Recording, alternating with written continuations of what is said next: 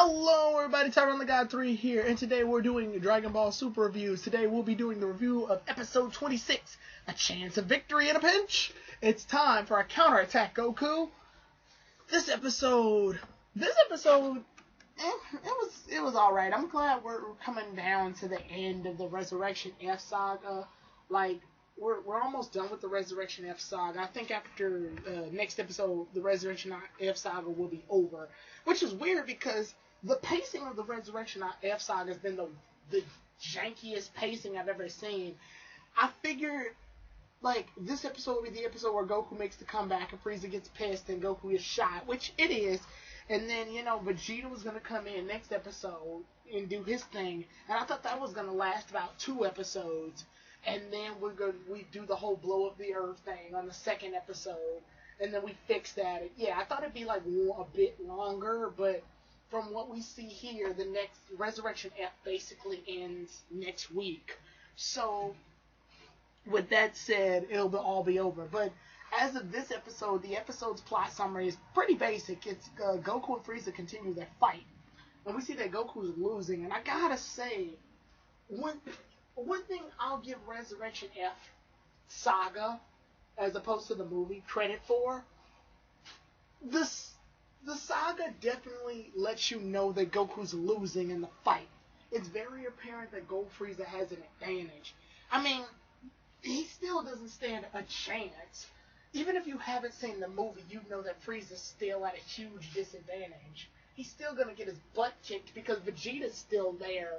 It's like Vegeta hasn't fought yet, so even if Goku loses, Frieza's still doomed to lose because Vegeta's just as strong, if not stronger. So he was doomed from the get-go. But I do admire that they show Goku legit losing this time. Like in the movie, he was losing, but the only reason he was losing is because Frieza got in a few more pop shots than Goku did in the fight. Other than that, there was virtually no difference in between their strength.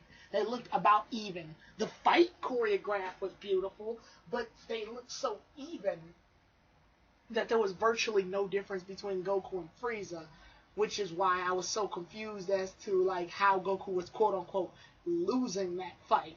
Whereas in this one, it's very apparent that Frieza has the advantage. Goku winds up biting Frieza's tail again, comically, but throughout the whole fight, it's clear that Goku is losing the fight. But then they finally find out Frieza's weakness, and Vegeta wants to fight. Goku's like, hold on, I figured it out. So they're fighting, and through the majority of the fight, Goku's still getting his butt kicked until the final hit, where Goku withstands Frieza's punch. And once that happens, the tables instantly turn. I kind of wanted Goku to get in a few more shots in on Frieza just to show that the tables have turned, but having Goku withstand a punch and then like do a nice shot on Frieza was really nice. There were some weird animation moments within this episode though. Like, for example, there's one where Frieza's like looks like he's talking even though he's not. And I'm not talking about talking to Sorbet. I'm talking about right before he beats the crap out of Goku. And then Goku turns normal state, takes his hand out and is like, hey man, maybe you can come back next time. And then immediately cuts to everybody looking shocked. And then cuts to Goku getting shot. Like, I don't see why Goku could have gotten shot first in the middle of that sentence. And then everybody looked shocked. Like, that looked so weird. No matter how many ways you look at it, it looked awkward. So that was kind of funky. And Goku ends up getting his butt kicked by Frieza, stomped out, kicked, the same spiel as in the movie. And it's bad. Goku basically looks like it's done for him. And instead of what happened where Frieza asked Vegeta, does he want to finish Goku? Instead of that happening like it did in the movie, Vegeta just up and interferes with the fight. So now, next episode, he's going to end up fighting Frieza. So the episode ends on that note. And they go over Goku's weakness where he lets his pride get over him too much and all of that. So, yeah, it's the same spiel as before. Although I will comment on this small little detail, this small thing.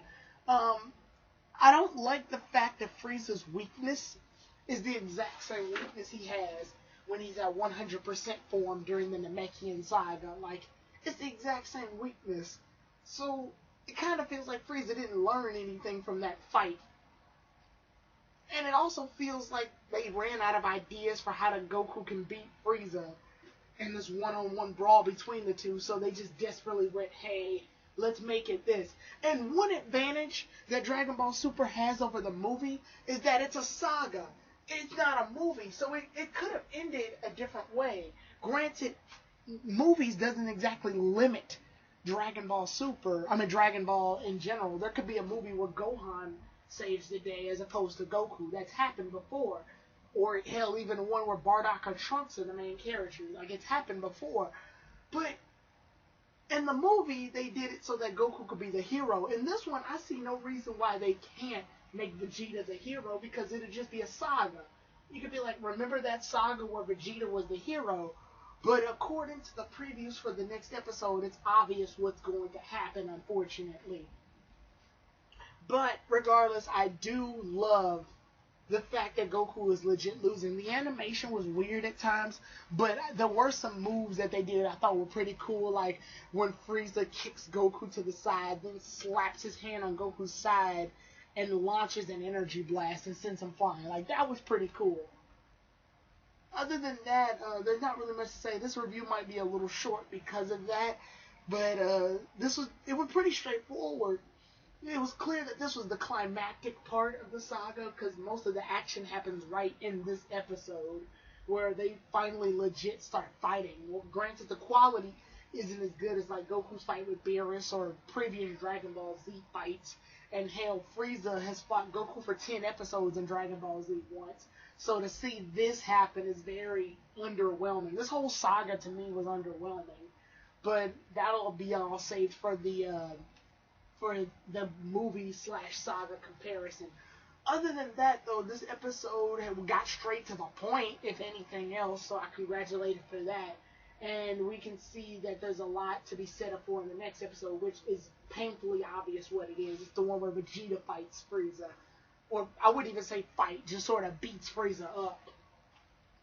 So, with that said, the next episode is Earth destroyed the decisive Kamehameha. And with that said, also watching the episode, there is a new ending theme, so I don't know if you all were interested in that. Sometimes people don't even watch the endings, but there was a new ending theme, so that's pretty cool to witness.